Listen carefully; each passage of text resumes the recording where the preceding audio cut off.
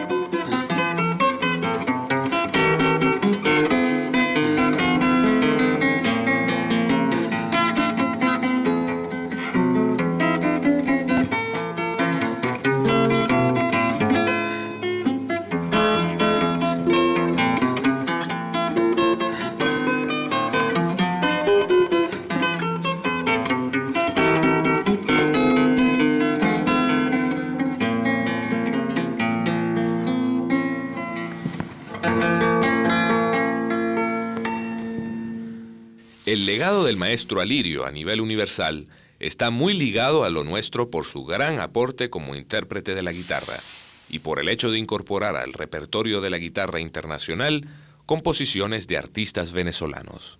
Es muy importante destacar esto porque es de las cosas que yo como venezolano, como artista, como guitarrista, me siento orgulloso, que tenemos un repertorio vastísimo, completo, de gran nivel, de nivel universal, pues. Es un legado imperecedero, pues, algo del cual cualquier país, cualquier intérprete debe sentirse orgulloso. Y yo creo que Alirio Díaz juega un rol fundamental en esta persistencia. Es decir, que el repertorio que en algunos otros instrumentos ha quedado minimizado y ha quedado de alguna manera relativizado por nuevas experiencias, en la guitarra sigue vivo y sigue siendo producido por nuevos guitarristas y grabado y tocado en conciertos. Tiene mucho que ver con lo que hizo Alirio Díaz marcando su propio repertorio y su propio crecimiento como guitarrista, con el nombre y con la presencia de algunos compositores latinoamericanos de la Escuela Nacionalista, especialmente Lauro. La simbiosis que se da entre Lauro y Alirio representa la internacionalización de la Escuela Nacionalista, por un lado, de la escuela guitarrística que apenas había surgido desde el año 32, es decir, menos de 20 años o alrededor de 20 años. Es decir, Alirio Díaz va a significar la universalización de la escuela venezolana de la guitarra y en algún sentido la escuela latinoamericana de la guitarra.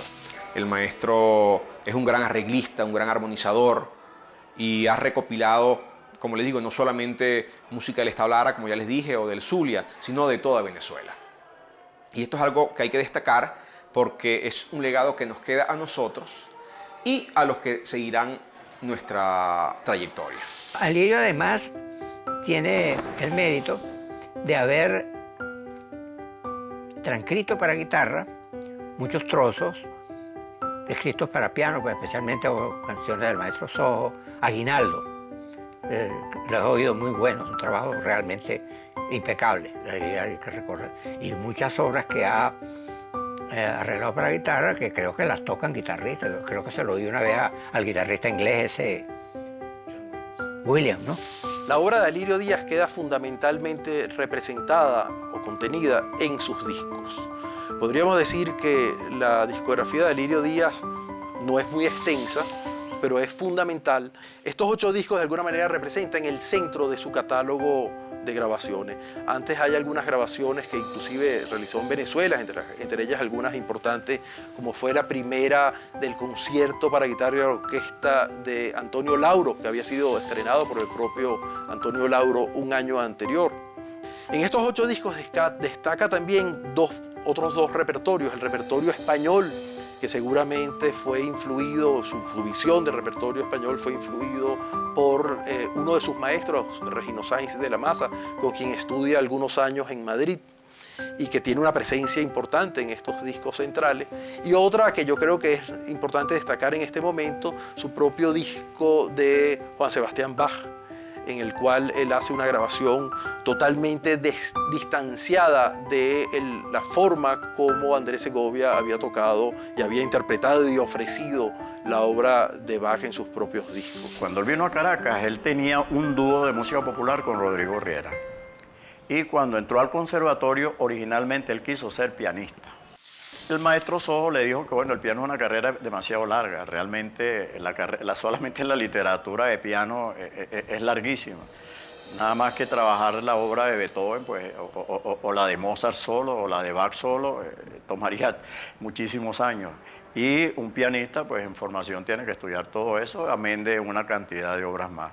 Y ya el maestro Sojo le aconsejó que bueno, que ya no, 24 años era mucho para empezar el piano y que se dedicara a la guitarra. Bueno, y gracias a Dios, el maestro se dedicó a la guitarra y hemos tenido pues ese gran intérprete, sin duda alguna, el más grande intérprete de la guitarra venezolana.